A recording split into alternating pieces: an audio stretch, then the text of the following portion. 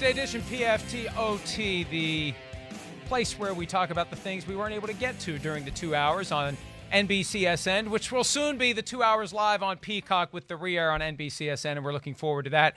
Chris Simms, Mike Florio here with you. And Chris, the Washington franchise, the Washington football team, officially now known as, continues to stay in the news for reasons on the field and off the field. Let's start with the off the field reason. Or wait, are we on the field? field? I can't remember. We're starting with the on the field, okay? On the field. They only told me 5 times before we started today. Yep.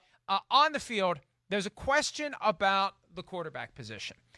And look, for now, Alex Smith still not off the physically unable to perform list, still not able to go out and practice and prepare. But you know what? No one else is either. They don't put the pads on until the middle of the month. If Alex Smith is healthy, he's in the mix. Ron Rivera, the head coach of the team, said that yesterday. Dwayne Haskins, second-year quarterback, 15th overall pick in 2019, says that he welcomes the ability to compete with Alex Smith. And frankly, Chris, my reaction is I wouldn't if I were Dwayne Haskins, because in this environment, with limited time to get ready and the extensive experience that Alex Smith has dating back to 2011, when he had to do something like this with the 49ers with a new head coach, and they almost made it to the Super Bowl that year. 2006, he ran the offense, the same offense that Scott Turner is running in Washington when Norv Turner was the offensive coordinator of the 49ers. If Alex Smith is healthy, if he's still the guy physically that he was before that horrible broken leg and the infection that almost took his leg and his life, he's winning that competition in this environment. Next year, full off season, different story. But I wouldn't want to compete with Alex Smith with limited opportunities, limited reps, and a lot of work to do in a short period of time, because Smith has been there and done that, Chris. Well, Mike, I'm not going to argue with anything you said there. I mean, you're right, but the big question to me, and you're right, Alex Smith is a pro. He's been around a long time. He's a really smart guy. We do know that. And of course can help a team win football games. He's a little bit of a game manager, as we've always said. He is a guy that's, not going to win you games, but not going to lose you games either. I don't know if I necessarily love that. To me, though, one, realistically, I don't expect him to be ready to play week 1. I don't. We'll see. I hope so. That would be great. It would be a great story, everything involved in it. But I think we're probably still a little ways off there. Now, you talk about, he's experienced. He knows offense is better. He's certainly going to be, more ready to play with less reps than a guy like Dwayne Haskins, who's still raw and, as we talked about, has only played 1 year of college football. But to me, there's got to be a line there, right, to where if you're going to make a decision, the Washington team, where you got to figure out, what is it worth? How much is it worth to put Alex Smith out there? You know how good Alex Smith is. You know what he is. Dwayne Haskins, you're not really sure yet. And just as it looks right now, I would say his potential or his ceiling is greater than of what Alex Smith's can be. So, at what point, how much does Alex Smith have to beat out Dwayne Haskins? It would be in my mind if I'm Ron Rivera, because you're trying to set something up here for the future. You got Dwayne Haskins, Terry McLaurin, some other guys. You're trying to build something. With Alex Smith, there's a very real possibility you're back into the quarterback conversation, a year or two down the road now if you start to go with him as the starter. So, I would think it would have to take, what I'm basically saying is, Alex Smith to blow a Dwayne Haskins out of the water during training camp and the preparation before the preseason game, because Dwayne Haskins is a top 20 pick, and they know what Alex Smith is, and there is something to be excited about with the future of Dwayne Haskins. At least that would be my thought. I don't know. You agree? But Chris, yeah. Aaron Rodgers sat for 3 years on the bench in Green Bay. Yeah. Right? So, you look, the problem is this. Haskins already has had a chance to play. It's so hard to put that toothpaste back in the tube once you've made the investment in a top of the first round quarterback. Yep. Once he's playing, anything other than him continuing to play is viewed as a demotion. Definitely. Because it is. Yep. And it potentially screws him up right? It's the kind of, like, remember how Elway got jerked around by Dan Reeves at one point? Like, right. the way you handle your quarterback, it sends messages to the team, it sends messages to the quarterback, and it starts to get him possibly seeing ghosts, possibly gripping the ball a little bit too tight because he's afraid to make a mistake. All those things that can just derail a guy's career. That's the risk of not going with Dwayne Haskins. It is. It definitely is. And in my heart of hearts here, and again, I don't know. I haven't talked to anybody down in Washington that's given me an update about where things are or anything like that. But I think the other thing that's going on here to me, and this has been a theme since Ron Rivera's taken over, I think he's trying to make sure that Dwayne Haskins is on edge. I think he probably likes, hey, Alex Smith might be competing with you here, because, hey, we heard the stories about Dwayne Haskins. He is young. He is learning what life is like in the NFL. So, yeah, Kyle Allen's there, but then you hear, whoa, Alex Smith might be coming into the room and practicing and competing. That's going to get a guy even more, crossing the T's, dotting the I's. Whoa, I better get on my game. Here comes a guy that's been to some Pro Bowls and played in some NFL playoff games. I think there's probably a little bit of that as far as just another way to motivate the guy to see some growth as a player. Yeah, I mean, look, I agree with you, and it's not going to be an easy decision if Alex Smith is healthy. But Ron Rivera wants to turn that team around. They want to win football games, and somebody's going to have to decide what gives the team the best chance to win this year. Yeah. And it very well may be setting aside, taking a step back. I mean, the attitude would be, hey, if Dwayne Haskins can't handle taking a seat for a guy who is accomplished, who is effective, and who is more prepared right now to take this team where it needs to be, if he can't handle that when he gets a chance to play next year, then he's not the guy for the job. That's right. He's not. It's a very simple litmus test. If you can't handle this, when we explain to you why we're doing it, when you understand that Alex Smith is one of the sneaky better quarterbacks of the past 15 years, who doesn't get the credit he deserves, and he's healthy, and it's a great story, and he's in a position to get this team ready under these crazy-ass circumstances. If you can't handle that, then, yeah, you can't handle being an NFL quarterback week in and week out, because it's going to be adversity of all sorts of shapes and sizes every week of your career.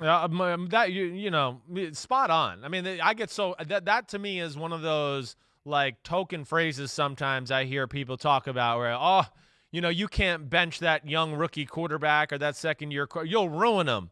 No, to your point, you're spot on.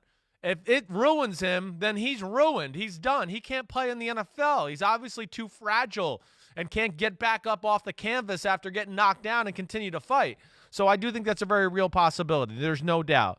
The other thing I'll say, just to wrap up my thought on it too, is this is an offense that we talked about, I believe yesterday, lack of weapons, with Darius Geis gone now. To me, that's where Haskins certainly gives them an advantage over a guy like Alex Smith, too. Alex Smith is not a guy that's looking to take aggressive shots down the field. I don't know if his skill set really meshes with a guy like Terry McLaurin, who's kind of like a Tyreek Hill speed burner, like I'm gone. That fits with Dwayne Haskins, and they have something there from back at their days at Ohio State. So I would think from that aspect, too, he might be more exciting or be able to create more buzz and big plays than a guy like Alex Smith, and actually fit within what they want to do offensively maybe more. So it'll be interesting. We'll see. We got a long way to go to see if Alex Smith is ready to go. But, they're going to have some things to think about in Washington. Daniel Snyder's ready to go when it comes to litigation, and he's filed suit in the past. And last week, he started a process aimed at getting to the root of some of the craziest of the rumors that came out in the days before the Washington Post article identifying 15 former employees who believe they were the victims of sexual harassment while working for the team. Now, Chris, do not. This is your lawyer and your broadcast partner speaking to you. Do not mention any of the crazy rumors that were out there, because it can get us into trouble. However, you, counsel. There were reports or rumors or whatever that made their way onto some platforms. Daniel Snyder taking legal action. And here's where it gets interesting. In a filing from Monday, Snyder suggested there's a former employee and again, these are the allegations. This is what Snyder's trying to explore and get to the bottom of. A former employee who he believes was getting some sort of compensation to say bad things about him, to fabricate bad things about him, and he's trying to get to the bottom of the rabbit hole to find out who's behind it. And I've read the article on ESPN.com, the article in the New York Times. I haven't seen the article in full in the Washington Post yet, but I sense there's a lot of hinting that's being done. But when you look at the various breadcrumbs out there and piece them together, it looks like Snyder is exploring the possibility that one or more of his limited partners who own roughly 40% of the franchise could be behind this effort to recruit former and current employees to try to bring him down. Whoa. It's amazing. And you look, the reports are out there that these folks want to sell. And as we discussed at the time, well, if you can't sell, you hope that maybe the guy who owns the majority share sells. Yeah. And so this is an aggressive effort by Snyder to go all the way to the bottom of that rabbit hole and find out whose fingerprints are on this.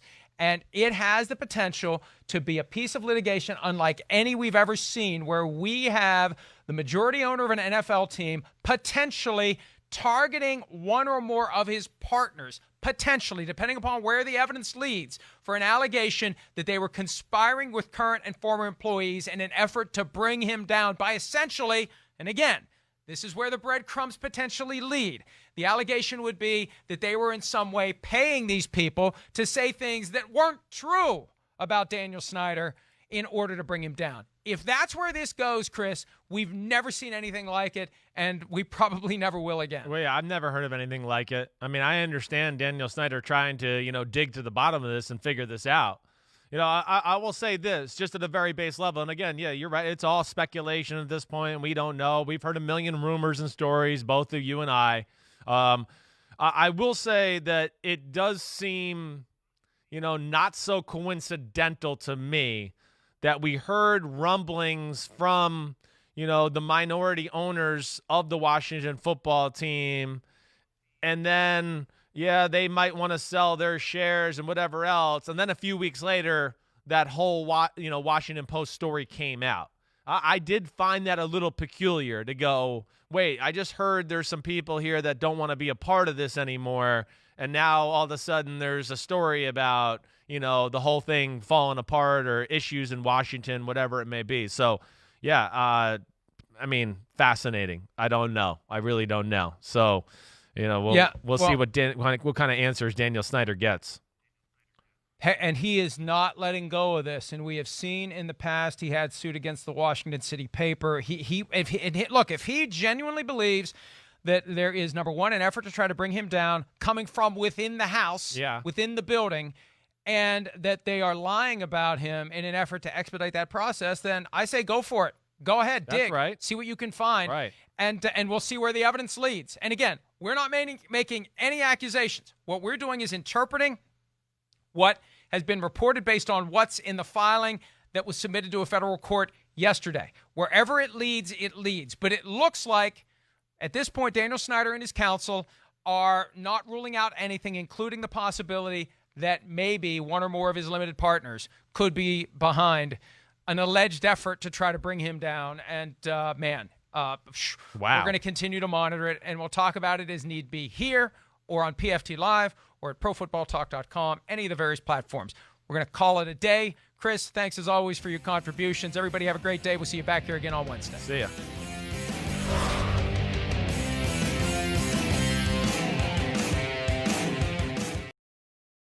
Hi, I'm Mike Tirico, and thanks for watching. Make sure to hit subscribe for the latest news and highlights from NBC Sports.